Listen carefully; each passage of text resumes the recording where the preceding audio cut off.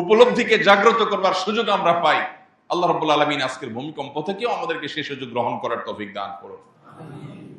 আমাদের অনেক মানুষকে আমরা ইতিমধ্যে হারিয়েছি। সর্বশেষ যে তথ্য আমরা পেয়েছি সেই তথ্যের আলোকে এই নারায়ণগঞ্জেও একটা নবজাতক শিশু ওয়াল পড়ে চাপা পড়ে মারা গেছে। পুরান ঢাকাতে আরো বিভিন্ন জায়গাতে বেশ কয়েকজন মানুষ মারা যাওয়ার সংবাদ পাওয়া গেছে।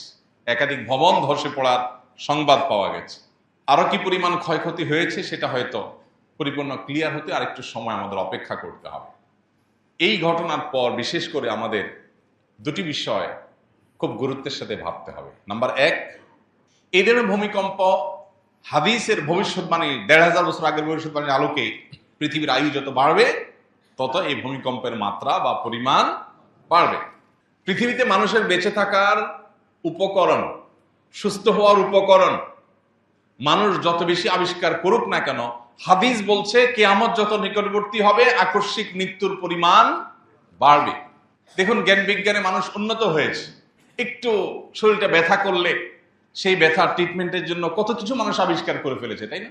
মানুষ পরিপূর্ণ সুস্থ স্বাভাবিক অনেক ভালো থাকার কথা, মৃত্যুর হার অনেক কম হওয়ার কথা, কিন্তু হাদিস বলছে কিয়ামত যত নিকটবর্তী হবে মৃত্যুর হার তত বাড়বে। মৃত্যুর হার বলতে আকস্মিক মৃত্যুর ঘটনা তত বাড়বে।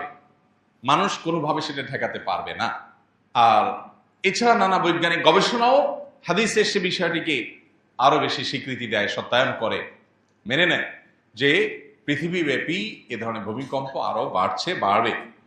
আমরা যে এই ছোট্ট জনবহুল ভূখণ্ডে বসবাস করি, আমাদের প্রিয় বাংলাদেশ, এই জনবহুল ভূখণ্ডের মধ্যে যদি ভূমিকম্পের মাত্রা আরো বাড়ে তাহলে আমাদের ক্ষয়ক্ষতি এবং ভয়াবহতা কোন রূপ পরিগ্রহ করতে পারে সেটি আমরা সবাই কম বেশি অনুমান করতে হয়তো পারছি। কিন্তু আমাদের কারণে মনে হয় এটার জন্য সেই প্রস্তুতি নেই, বা প্রস্তুতি নেওয়ার কথা আমরা হয়তো চিন্তাও করছি। আমাদের একটা বড় দুর্ভাগ্যের বিষয়, সব সময় আমাদেরকে বলতে হয়